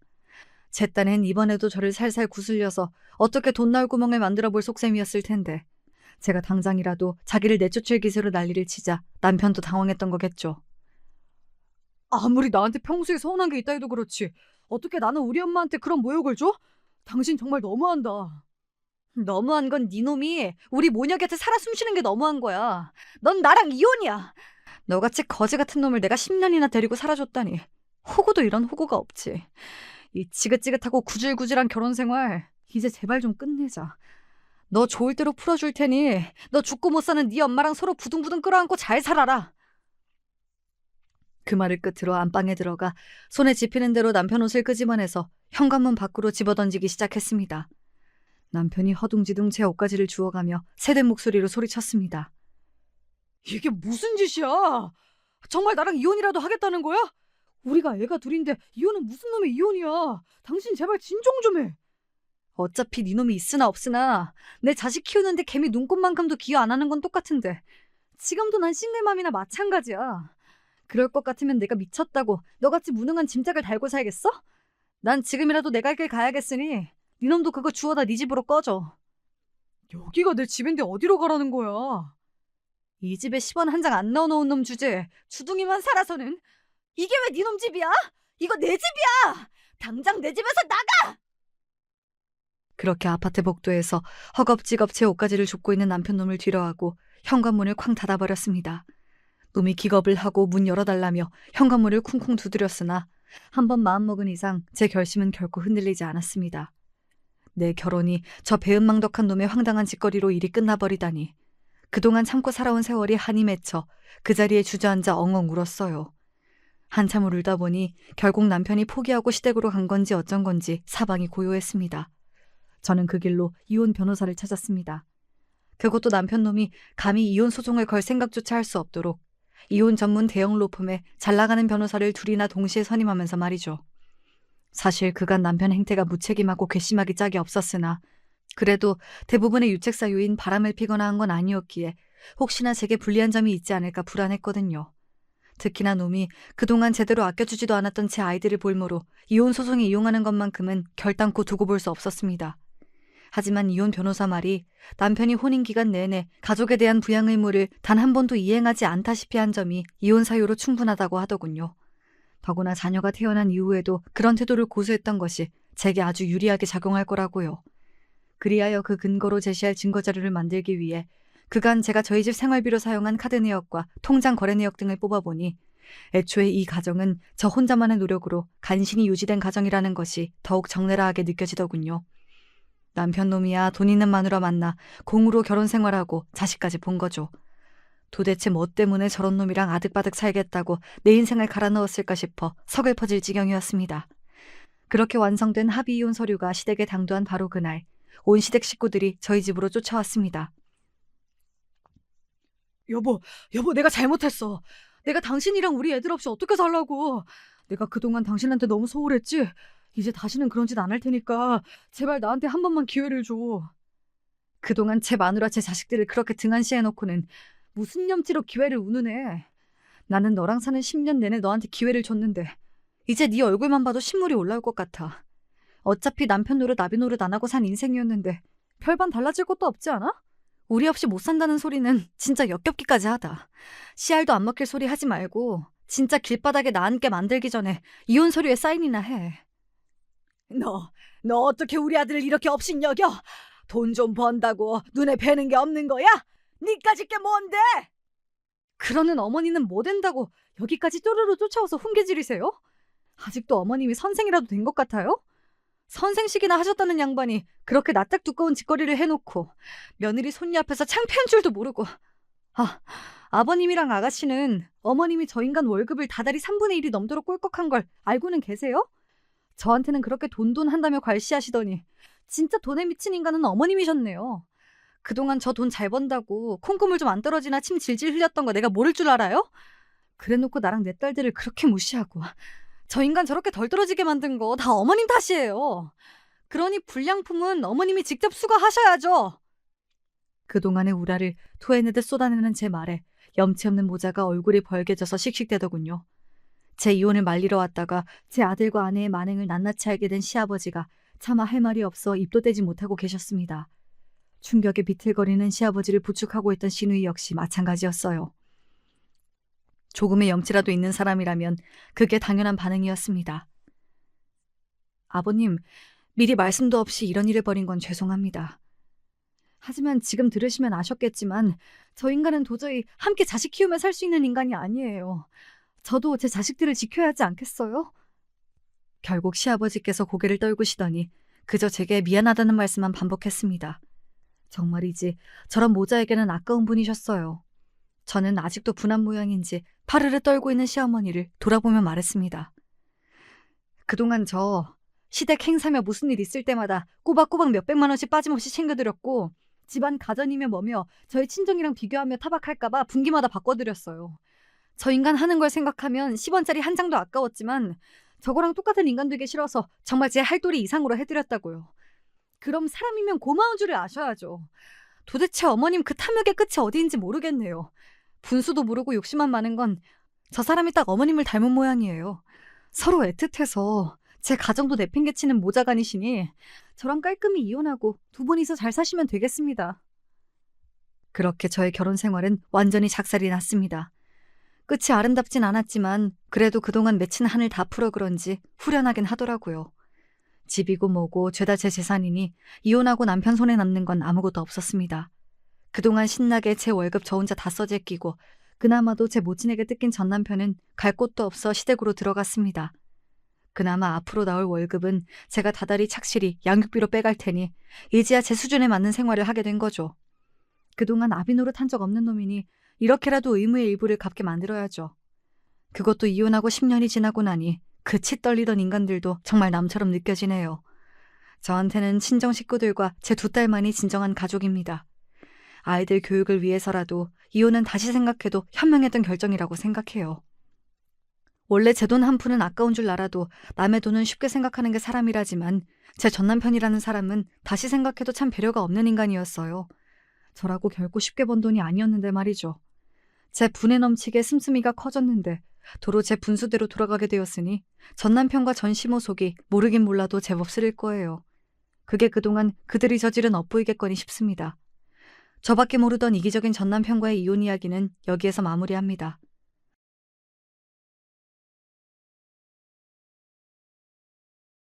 안녕하세요. 진짜 주변에도 몇 번 얘기하긴 했지만 생각할수록 어이가 없어서요. 마음껏 여기저기 하소연 좀 하고 싶어서 여기까지 사연을 보내봅니다. 저는 올해 32살이 된 여자이고 학교에서 아이들을 가르치는 일을 하고 있어요. 다들 이 나이쯤 되면 만나는 사람이 있고 흔히들 결혼 생각까지도 하는데요. 저 역시 그렇고 1년 정도 만난 남자친구가 있었어요. 우리 엄마는 워낙 가리지 않는 사람이라 나이 차면 결혼하라는 타입이시고요. 나이가 몇 살이라고? 너보다 2살 위라고? 그럼 딱 좋은 거야. 더 따져보지 말고 그냥 결혼해버려. 엄만 뭐 그렇게 날 쉽게 보내려 그래? 다른 집들은 하나라도 더 따져보고 가려고 하는데. 애지간한 상황 아니고서야 굳이 그럴 필요 없어. 네 남친이야 직업이랑 이런 거 다 확실하잖아. 아니 그렇긴 한데 그렇다 쳐도 남친은 직장을 그 사이에 한 번 옮겼어. 뭐 확실한 직업이긴 하지만 엄만 서윗감한테 바라는 거 없어? 얘는 그런 게 뭐가 중요해. 네 신랑이랑 너가 살지 나랑 사니? 둘만 잘 살면 되지 뭐. 우리 엄만 저 어릴 적부터 워낙 고생을 많이 하셨고요. 그래서 저한테 많이 신경을 못 써 주셨어요. 우리 지연이한테 너무 못해주고 키워서 그냥 미안한 게 많을 뿐이야. 자식은 다 알아서 잘한다고 누가 그러던데 그 말 믿은 내가 바보지. 뭔 말을 그렇게 해. 열심히 키웠으면 된 거지. 난 엄마 사랑 충분히 받았다고 생각해. 그런 애가 엄마랑 눈을 빤히 못 쳐다보잖아. 눈물이 그렁그렁해가지고. 내가 어린 내 새끼한테 너무 고생을 많이 시킨 거지. 에휴, 일평생 얼마나 산다고. 엄만 확실히 엄청 바빴고요. 집 없는 서름이 너무 커서 정말 저들이고 이사도 많이 다니셨어요. 그래서 집에 아주 한이 많이 맺히셨답니다. 되게 절약하시고 1,000원 한 장 쓰는 것도 눈치 주시던 분이에요. 생각해보면 그렇게까지 안 해도 됐어. 엄만 이제 너만 결혼해서 잘 살면 그만이라고 생각해. 언제 남친 데리고 인사하러 와. 당장 결혼하라고 부담은 안 주고 맛있는 밥이랑 용돈 줘서 보낼 테니까. 참네. 나한테도 용돈 턱턱 안 주면서 남친은 주려고? 그럼 우리 딸내미 남편 될 사람인데 엄마가 잘해 주고 싶어 그렇지. 이렇게 저와 엄마만의 스토리를 생각하면 울컥하기도 하고 하루 종일 말해도 모자랄 거예요. 근데 전 저만 생각해서 몰랐지. 남친도 막상 결혼하려고 하니까 되게 귀한 집 자식이었더라고요. 당연히 그럴 거라고 생각은 했는데 정말 어지간히 귀한 집 아들이 아니었던 거예요. 마음의 준비가 전혀 안 된 저에게 이렇게 말해서 깜짝 놀랐답니다. 우리 외할머니가 지연이 너 보고 싶으시대. 그래서 시간 되면 할머니네 오라고 하시더라고. 엄마랑 같이 한번 갈래? 어? 무슨 말이야 그게. 난 아직 어머니 뵌 적도 없는데 대뜸 할머님을? 야 그건 너무 부담된다. 그치. 나도 말하면서 너한테 좀 미안하긴 했어. 근데 외할머니가 올해 90이 넘으셨거든. 언제 요양원 가실지 몰라서 한 번은 꼭 손주 며느리감 보고 싶다고 하시더라고. 연세가 하긴 그치. 할머니시니까 연세가 많이 드시긴 했겠다. 당연한 얘기를 하면서도 저도 처음엔 거부감을 느꼈다가 묘하게 설득이 되더라고요. 그렇잖아요. 당연히 연세가 많으실 거고 그 와중에 손주 며느리감을 보고 싶어 하신다니 이런 특수한 상황에 이끌려 결국 저는 남편도 아닌 남친 외할머니 댁에 가게 됐어요. 그리고 이때 가는 자리에 예비 시어머니, 그러니까 지금부턴 그냥 어머니라고 부를게요. 이렇게 저까지 셋이서 같이 차를 타고 갔답니다. 그런데 가는 중에 이날 처음 뵀던 어머니는 참 잘 꾸미고 화려한 차림새를 하고 계셨어요. 딱 봐도 누구나 알기 쉬운 명품을 두르고 계셨고 머리나 피부에 되게 공을 들이셨더라고요. 긴장한 저는 뻘쭘해하면서 인사를 드렸어요. 저기요. 어머니 안녕하세요. 창훈 씨한테 많이 듣긴 했지만 정말 미인이시네요. TV에 나오는 중견 탤런트 여배우분 같으세요. 솔직히 완전 이빠른 말은 아니고 정말 잘 꾸미고 피부도 곱고 예쁘시긴 했거든요. 인사치레상 겸사겸사 이렇게 말씀을 드렸는데요. 어머니는 꽤 두도한 편이셨어요. 이게 저를 되게 당황하게 만들었답니다. 어머, 별소리를 다. 지연이라고 했나? 나도 이제 편하게 지연이라고 부를게. 되게 이빠른 말 잘하는 타입이구나. 너무 그렇게 경직되어 있을 거 없어. 나 그렇게 어려운 사람 아니야. 네? 아니, 그런 뜻으로 한 말은 아니고요. 정말 아름다우셔서. 그렇게 한 말이에요. 엄만 왜 사람 무한하게 그렇게 말을 해? 하여간 칭찬을 칭찬으로 못 받는다니까. 이게 다 니네 아빠 때문. 아, 아니다. 이런 소리 할 건 아닌데. 그래, 지연아. 암튼 가면 할머니한테 인사 잘하고 손잡아 드리고 오래오래 만수무강하세요. 이렇게 인사드리는 거야. 알았지? 일단 저도 이때 먼정신으로 20분가량 차를 탔는지 모르겠어요. 그러고 도착한 곳은 그냥 평범하기 그지없는 작은 아파트였답니다. 들어가자마자 예비 시외할머니는 거실 소파 부근에 앉아 계셨어요. 근데 전 깜짝 놀란 게 곧 요양원 들어갈 준비를 하시는 90대라고 하시니까 엄청 몸이 힘드실 거라고 생각했거든요. 근데 아닌 거예요. 아주 꼿꼿하게 허리를 바로 세우고 절 보자마자 되게 딱딱하게 말씀하셨어요. 그래, 네가 우리 창현이 색시감이구나. 어서 와라. 여기 앉아. 아, 네. 안녕하세요, 할머님. 아, 만수무강하세요. 처음 뵙겠습니다. 여기 간식 사 왔어요. 저는 남친이 말해준 할머니용 간식을 사왔고 인사를 드렸는데도 어쩐지 분위기는 좀 차가웠어요. 근데 점점 분위기가 절 좀 갑갑하게 하더라고요. 제가 외할머니가 안 계셔서 그런지 몰라도 보통 손주, 손녀들한테 무한정 예뻐해 주시고 그러지 않나요? 제가 손주 며느리감이라 그런지 몰라도 앉혀놓고 이렇게 말씀하셨어요. 우리 창현이 아주 귀한 애야. 정말 귀하게 키웠어. 여기 창현이 엄마. 그니까 시어머니 될 사람이 엄청 애지중지하면서 키웠다니까. 저는 그냥 고개를 끄덕이며 잘 알겠다고 말씀드렸는데요. 할머니는 가볍게 넘어가 주지 않으시더군요. 결혼하면 결혼해서 네 시어머니 친정도 돌보고 그렇게 살아야 하는 거야. 지금 무슨 일 한다고? 교사, 학교 교사래 엄마. 나이는 올해 32살이고. 어머니는 재빨리 할머님께 제 상황에 대해서 말씀을 하시는데 어른들이니까 어쩔 수 없지 싶으면서도 기분이 결코 좋진 않았어요. 그런데 거기다 대고 할머님은 계속 뭐 거치는 것 하나 없이 쭉쭉 말씀하셨고 전 너무 피곤해서 중간에 남친을 슬쩍 꼬집었어요. 결혼해서 니들끼리만 잘난 줄 알고 살면 안 돼. 시댁에 잘하고 시어머니 친정도 챙기고 그래야 돼. 원래 우리 집은 근본 없는 집이랑은 상종을 안 해. 세상이 변했으니까. 그러면서 뒷말은 솔직히 잘 알아들을 수도 없는 말씀을 계속하셔서 못 참고 남친을 쓱 건드렸어요. 나 너무 피곤해. 집에 가서 쉬고 싶어. 그러자 남친은 바로 자기 할머니 말을 자르고 가겠다고 했고 그걸 할머님은 좀 고깝게 보시더라고요. 아, 하지만 전 이때 갔을 때 그 집의 분위기라든지 향내, 너무 딱딱한 할머님 표정과 훨씬 딱딱했던 요구 사항까지 진짜 멀미가 날 것 같아요. 다시 떠올려도 몇 가지가 선명하게 기억이 나서 다신 가고 싶지 않네요. 암튼 거의 도망치듯이 전차에 올라탔고 어머니는 그 뒤를 따라 타시면서 좀 아쉬워하시더군요. 엄마가 그거 말고도 할 얘기가 많은데 원 니네들 바쁜 거니? 할머니랑 밥이라도 먹고 가지. 에이, 엄마. 우리 다 일하다가 왔잖아. 너무 피곤해. 어머, 지연이 너도 피곤하니? 창현인 그렇다 치고 지연이 너도 피곤해? 아, 아니요. 근데 제가 내일 일찍 출근을 할 일이 있어서 오늘 좀 서둘러서 들어가긴 해야 해요, 어머니. 너무 아쉽잖아. 이렇게 헤어지기 좀 그런데 그러지 말고 우리 집에서 밥 먹고 갈래? 저는 이때 정말 울 것 같은 표정이 되어 남친을 보았고 가까스로 저희 집에 뛰어내려 그 자리를 피하긴 했어요. 그런데 전 그러고 며칠 뒤에 갑자기 모르는 번호로 연락이 왔는데요.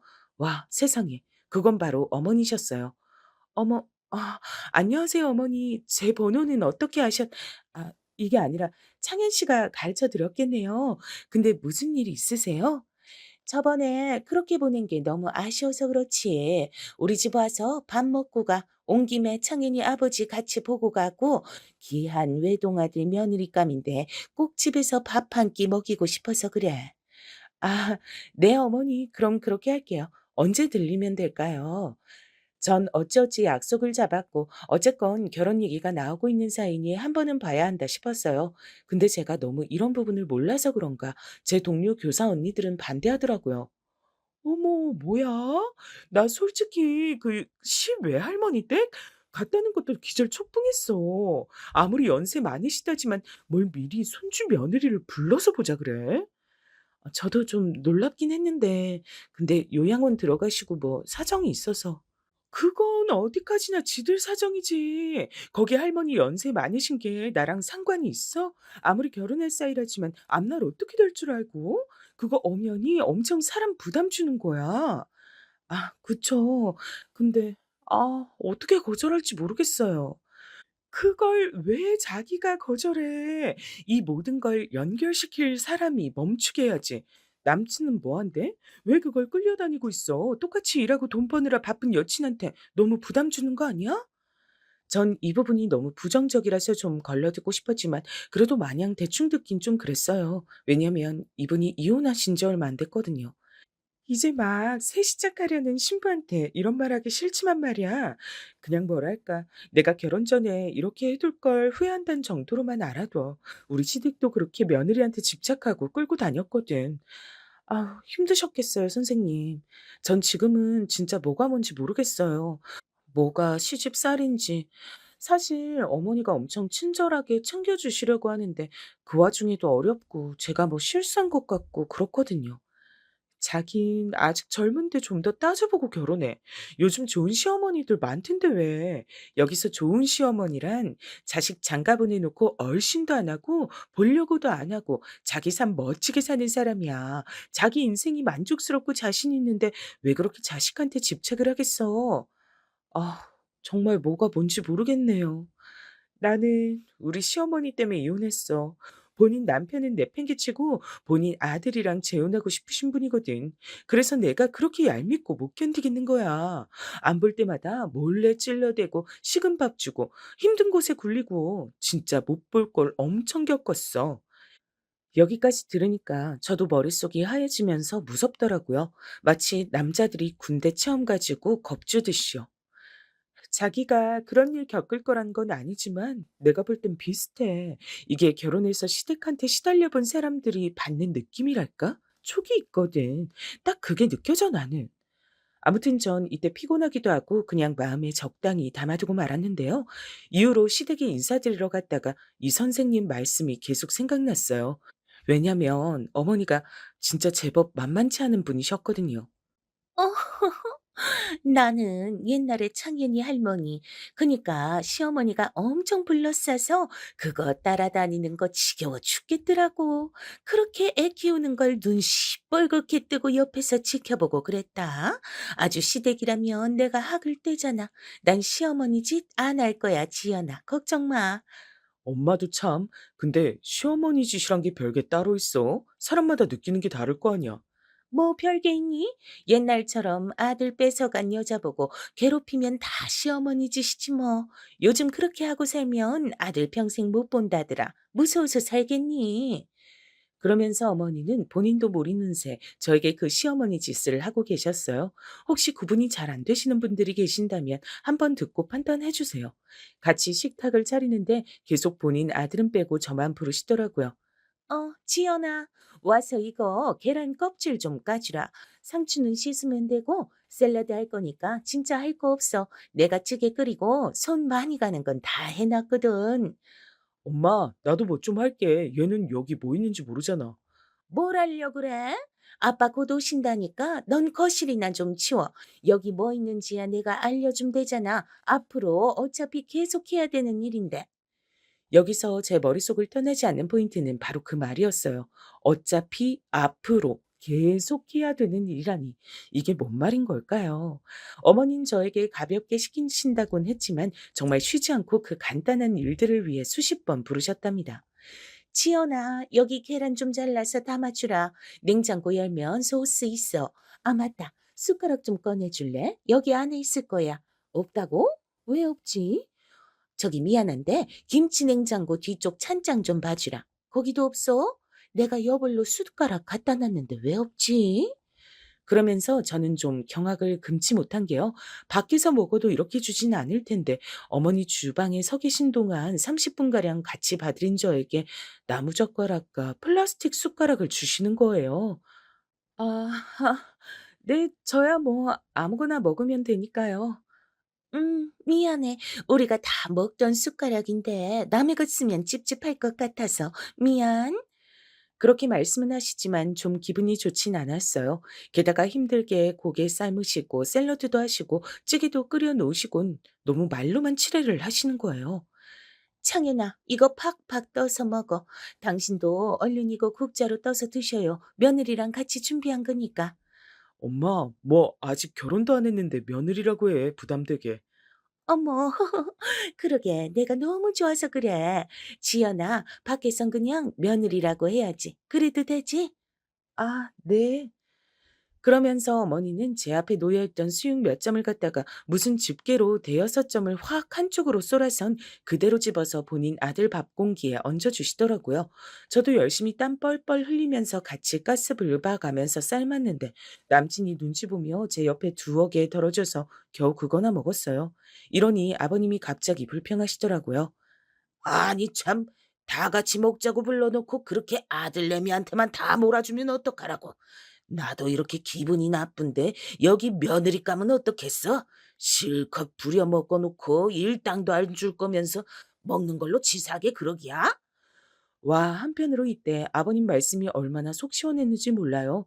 근데 어머니도 이때 순간적으로 드러난 성질이 장난 아니시더라고요. 어이구, 자기 먹을 거 알아서들 먹으면 되지. 손이 없어 발이 없어. 나야 원래 내 아들 챙겨주던 대로 주는 건데 그것도 그렇게 꼴배기 실수?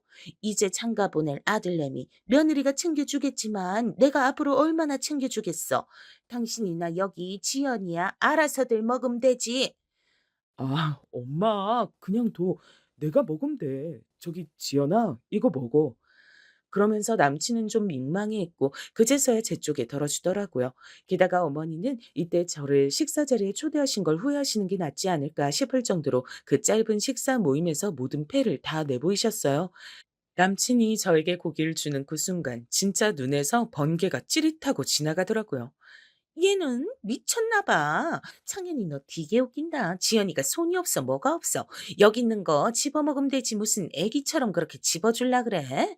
얼씨구, 당신은 불과 몇 분 전에 아들내미한테 그래놓고 며느리감 주는 건 싫은가 배? 이게 시어머니 짓이지 뭐요.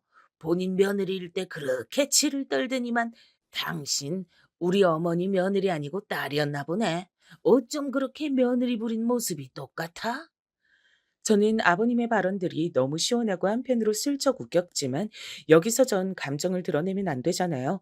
몰래 입 다물고 모른 척 보고 있었는데 어머니는 아버님한테 막 짜증을 내셨어요.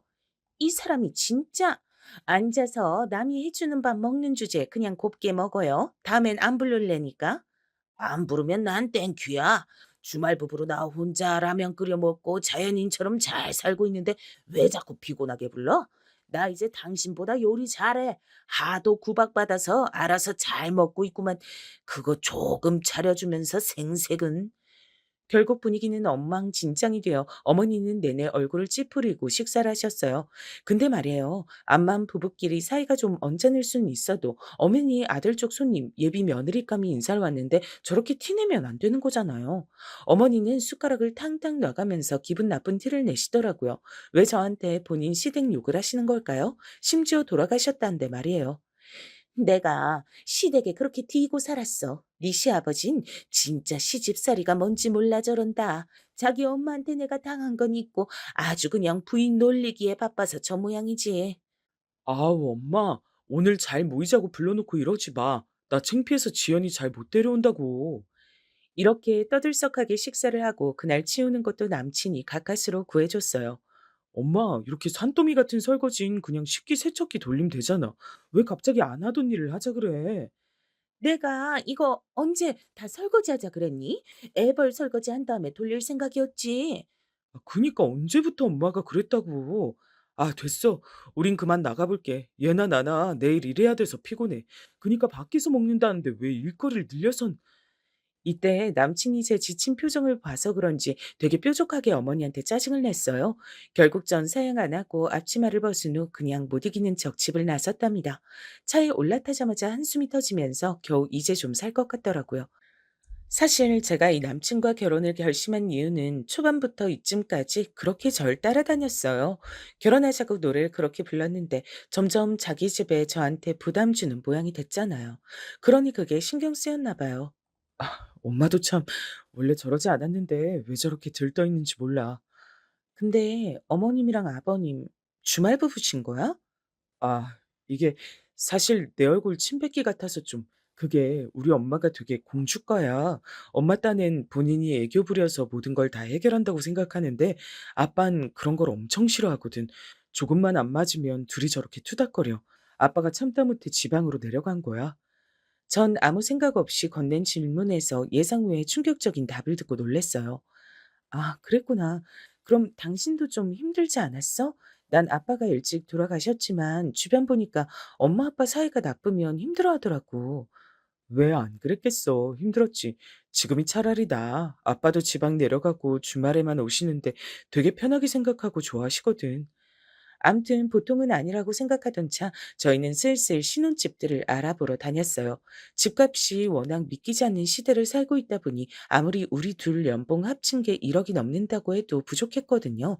근데 이때 저는 그 앞의 일들과는 비교할 수 없는 불쾌한 일을 겪게 됐어요.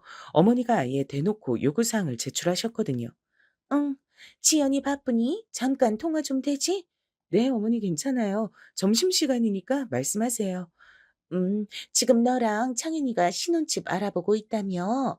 아, 네네. 시간 날 때마다 알아보러 다니고 있어요. 예산이 어떻게 되는 거야? 창현이가 혹시 말했니? 우리가 얼마나 어떻게 해준다고 얘기했나? 사실 이 부분이 중요한 부분이긴 한데 부모님께 직접 듣진 못했거든요. 저도 슬쩍 귀를 쫑긋 세우고 어머니 의견을 들었는데요. 좀 놀라웠어요. 우리가 꼬마 건물 굴리는 게 하나 있어. 그리로 들어와서 사는 것도 괜찮은데 그건 어떻게 생각하니? 우리 집 바로 옆이야. 아, 꼬마 건물이요? 어머니 댁 바로 옆이요? 전 되물으면서도 내키지 않았어요. 설사 좀 모자라고 작을지언정 우리 둘이서 대출을 많이 받아야 한다고 해도 가까이서 살고 싶진 않았거든요.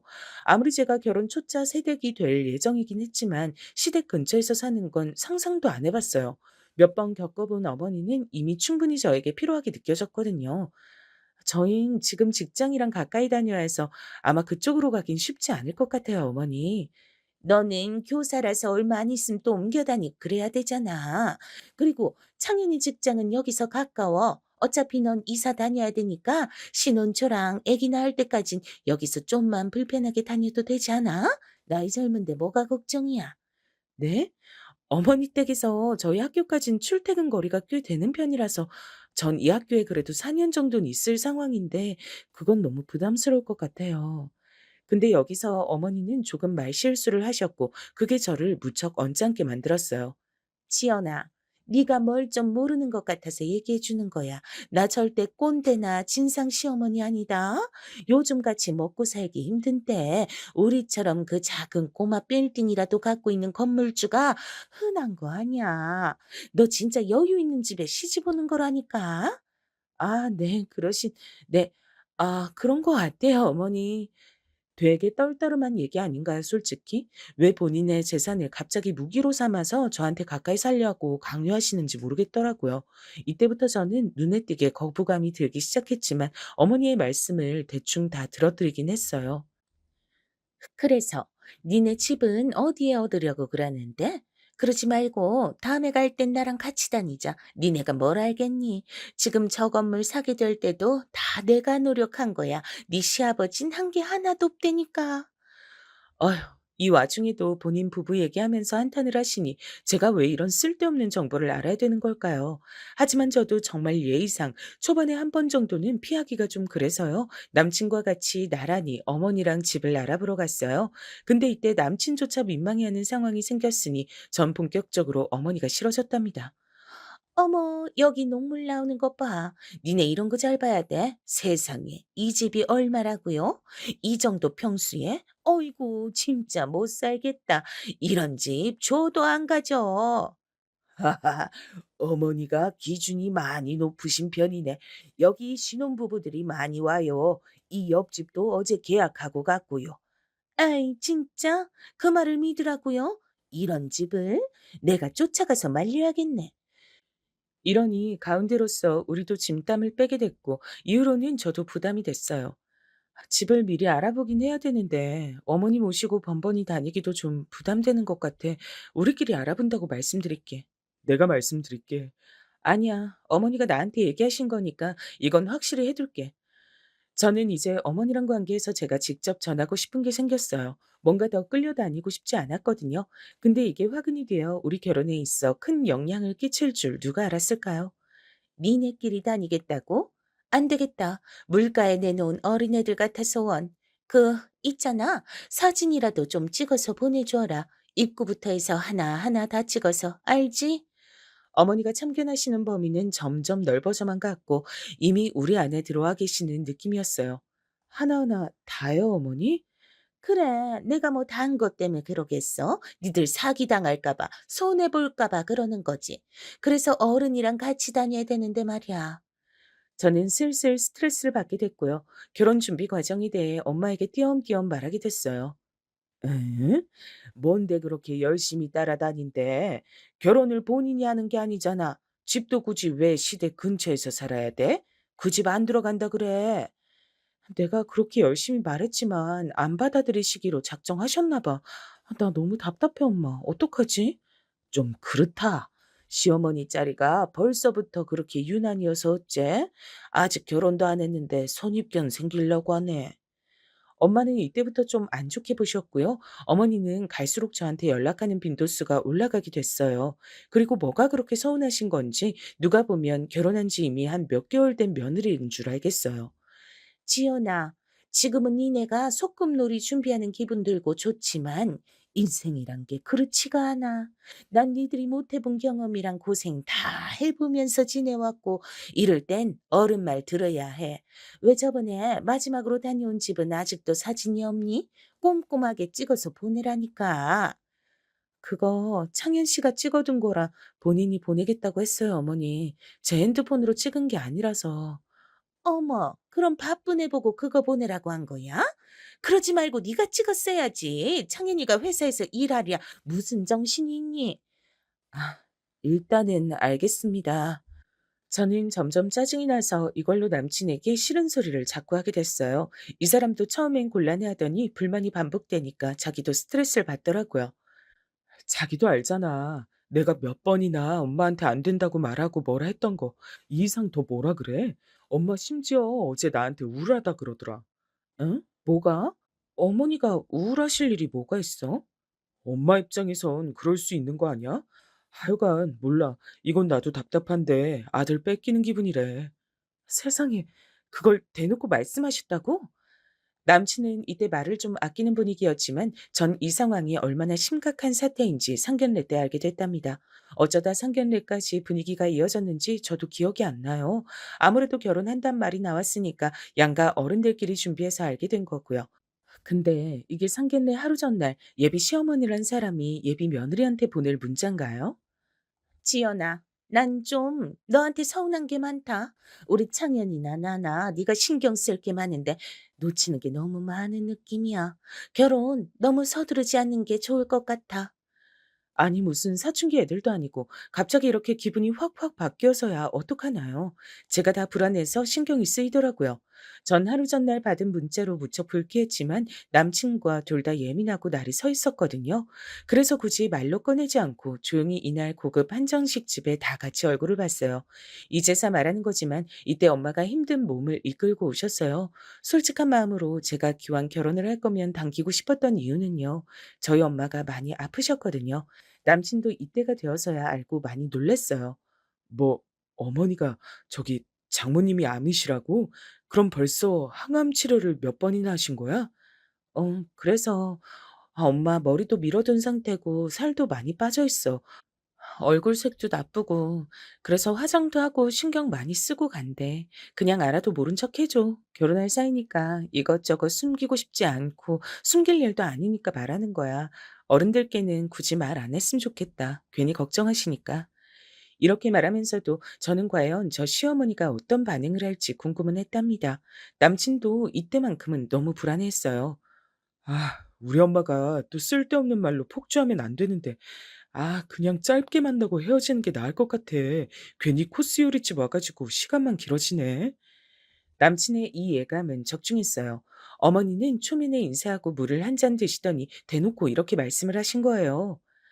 우리 지연이가요. 참 예의도 바르고 이뻐요. 근데 요즘 보니까 아주 조금 자기 의견이 생겼더라고요. 글쎄, 저는 그게 그렇게 서운하지 뭐예요. 애들 지 바라보는 거 아직 엄마로서 걱정이 많잖아요. 전 지들 도와주려고 하는데 그렇게 싫다는 거 있죠? 그래요? 그야 뭐 근데 저도 듣고 보니까 느낀 건데 얘네들 30이 넘었잖아요. 둘이서 알아서들 하게 두시는 게 낫죠. 신경 쓰면 우리만 머리 아파요. 이 말에 어머니는 대답이 마음에 안 드셨는지 눈썹을 위로 확 치켜뜨시고는 말씀이 없으셨어요. 근데 엄마가 거기에 이어서 반박을 한 거예요. 솔직히 제가 속상했던 얘기를 엄마한테 다 한 것도 아닌데 엄마는 안 이롭게 쌓아두고 있었던 모양이에요. 예비 사돈께선 며느리감한테 원하는 내용이 좀 있으신가 봐요. 아무튼 저도 날이 날이다 보니까 아주 기분이 좋아서 많이 기대하고 왔어요. 아무쪼록 우리 딸 이쁘게 봐주시면 저야 좋아요. 아니 글쎄 마음에 안 든다는 게 아니라 제가 이상한 게 아니라 그렇잖아요. 우리 창현이 진짜 귀하게 키웠거든요. 저희 친정엄마가 업어 키웠어요. 엄마 연세가 벌써 90대를 훌쩍 넘기셨어요. 그러니 제대로 장가를 보내고 싶은 거고요. 저도 듣다 듣다 어째 점점 가관이네 싶었지만 엄마도 그걸 느끼긴 마찬가지였나 봐요. 가뜩이나 아직 많이 아프고 신경이 곤두성한 엄마는 그걸 그냥 안 넘기고 다시 짚더라고요. 제대로 장가라니. 장가 보내는데 메뉴가 또 따로 있나요? 제가 진짜 몰라서 궁금해서 물어보는 거예요. 아, 참 피곤하네요. 보통 다 그렇잖아요. 저만 그런가요? 저도 아들 귀하게 키웠고요. 까놓고 말해서 아들 그냥 보내기 아깝죠. 결혼이 애들 장난도 아니고 얘네들끼리 좋아한다고 그냥 막 보낼 순 없잖아요. 네? 막 보내긴 뭘 보낸단 건지 그렇게 보내는 부모가 어딨나요? 이거 점점 음식 그릇을 나르는 직원들도 이 냉랭한 분위기를 살피기 시작했어요. 거기다가 어머니는 그 전날 보내주신 문자와 일맥상통하는 말을 하시더라고요. 솔직히 저 이때 진짜 따지고 싶을 뻔했는데 겨우 참았어요. 그쵸? 다들 좋은 마음으로 보내는 거잖아요. 우리한테 창현이가 딱 그래요. 외동이고요. 솔직히 집이 좀 기울면 힘들지 않나요? 그런 거 극복하고 보내기엔 서로 너무 좋은 선택지들이 있잖아요. 전 원래 이런 거 챙기는 사람도 아니지만 좀 우리 집이랑 약간 안 맞달까? 아무튼 균형이 안 맞아요. 아니, 무슨 말인지 도통 제가 듣기엔 딱 잘라서 이 말 같은데요. 기껏 상견례 나오긴 했지만 그냥 우리 딸이 마음에 안 든다는 것 같은데 이거 맞아요? 그러자 어머니는 약간 당황하시더니 결국 인정을 하시는 거예요. 이게 뭔가요 대체? 저도 하나밖에 없는 아들 며느리감이니까 계속 지켜봤는데 그냥 서로 좀 안 맞는 것 같아요. 너무 무리하지 마셨으면 좋겠어요. 그냥 이웃 사촌으로 얼굴 보며 지내도 되니까요. 아, 기가 막히네. 지연아, 이게 무슨 말이냐? 무슨 말인가 어리둥절한 건 저도 마찬가지였고요. 이때 침묵을 깨고 어머니가 아주 급작스러운 본론을 내시대요.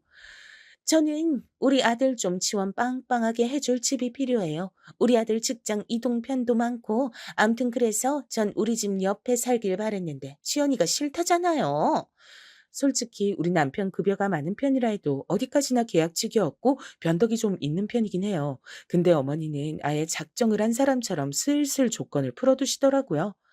우리 창현이 모르셔서 그렇지 기업에서 상도 받고 앞으로 큰일 많이 하래거든요. 지연이 직업이 마음에 너무 들어서 저도 지켜보고 이뻐하긴 했는데 그렇게 그냥 친구처럼 지내면 되는 거 아니에요? 솔직히 까놓고 말해서 저희가 집 해주면 그쪽은 1억도 못 맞춰올 것 같은데 틀려요? 와, 이렇게 금액 다 초반에 오픈하고 시작하는 거였어요? 난 무슨 경매라도 하는 줄 알았네. 경매를 해봤어야 알지. 보니까 지연인 8천인가? 그 정도만 보탤 수 있다더라고요. 맞지, 지연아? 그래. 암튼 이걸로 애들 상황에 맞는 신혼집은 어림도 없어요. 저희 빌딩 팔아서까지 해주고 싶지도 않고요. 저는 좀 이해를 해보고 싶은데, 제 주변에 애들 결혼시킨 친구들이 하나둘이 아닌데 뭐예요, 지금? 제가 왜 상견례랍시고 신경 써서 나와서 면전에서 이런 얘기들을 계속 들어야 하나요?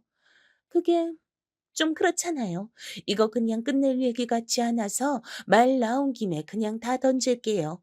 솔직히 사돈 차림새도 그렇고 적당히 답이 나오지 않나요? 전 상견례 자리에 이렇게 모자 쓰고 대충 오시는 분은 처음 봤어요. 저도 상견례 처음이지만 친구들이 애들 많이 시집 장가 보내서 알 거 다 알거든요. 와, 여기서부턴 저도 생각이 여기저기 분열되기 시작했어요. 지금 어머니는 우리 엄마의 초췌한 얼굴을 보고 지 멋대로 생각하기 시작했더라고요. 다른 자리도 아니고 상견례 자리인데 하나를 보면 열을 난다고 그렇게 대충 꾸미고 나오시는 분은 처음 봐요. 그건 상대를 무시하는 거죠. 어, 어머니, 저희 엄마 옷차림이요? 그게, 지연아, 나 지금 말하고 있잖아. 암튼 결혼시킬 대상과 그 가족들을 만나는데 너무 허름하게 오셔서요. 전 그런 거 좀 싫어요.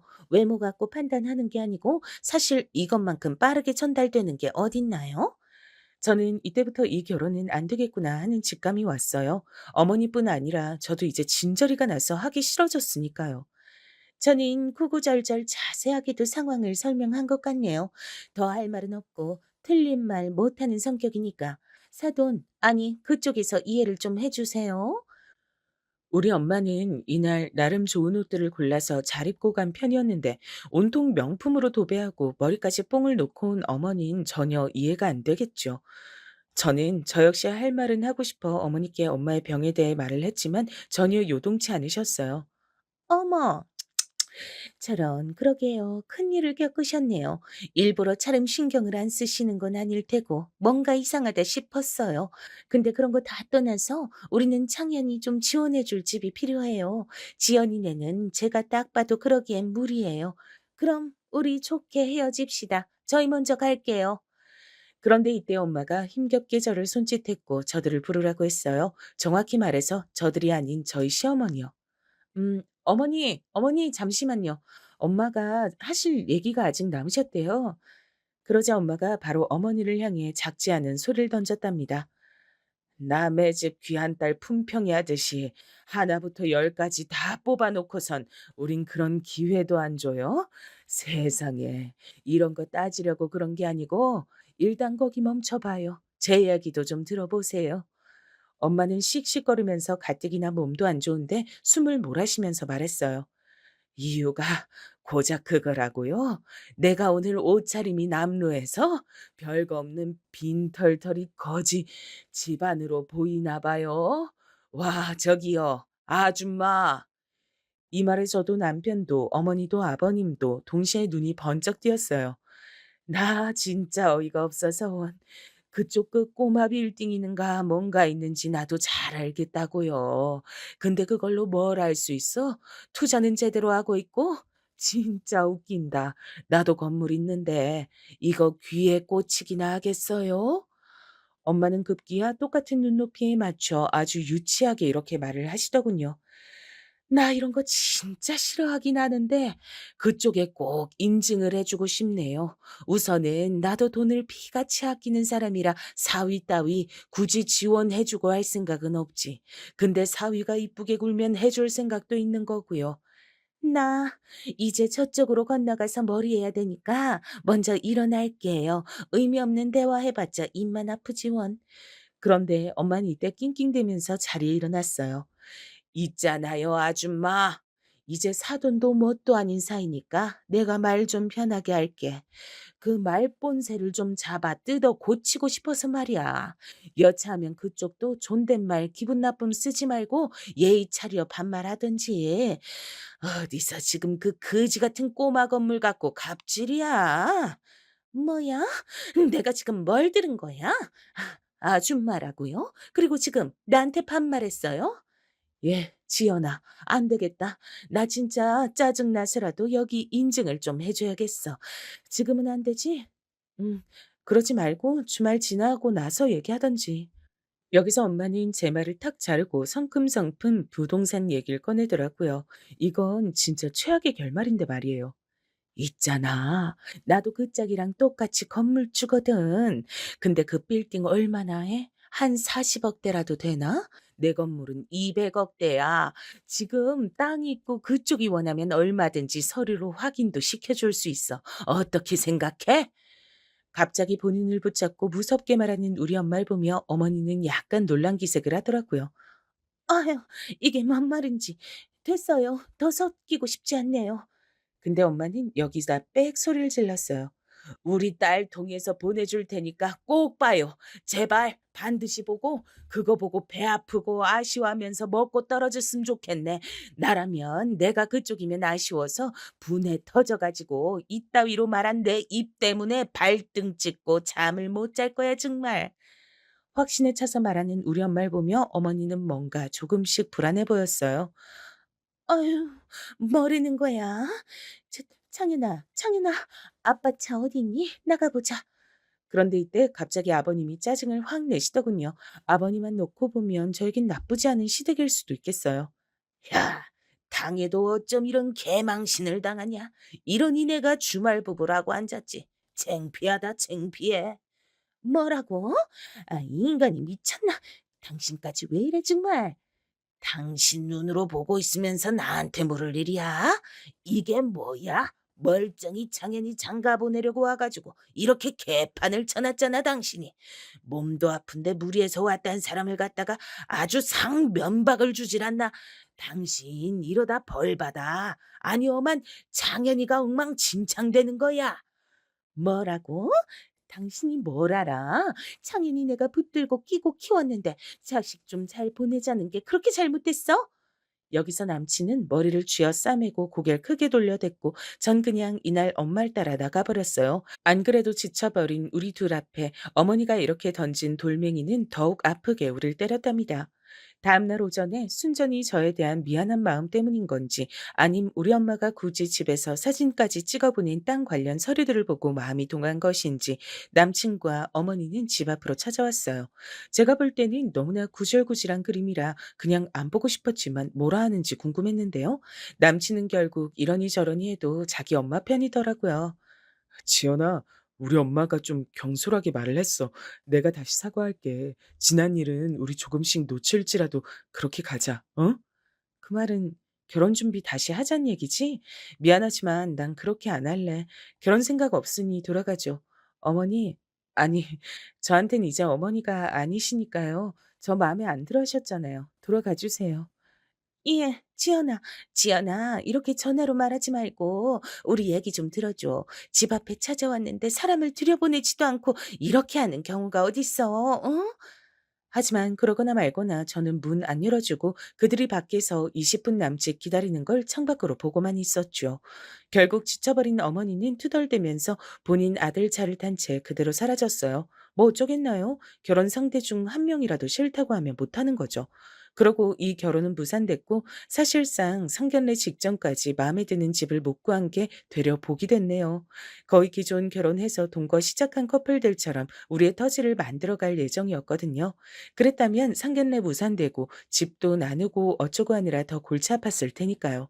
지금의 저는 그냥 엄마 간호하고 회복을 기다리면서 둘이 당일치기로 가볍게 근처 여행을 다녀오고 있어요.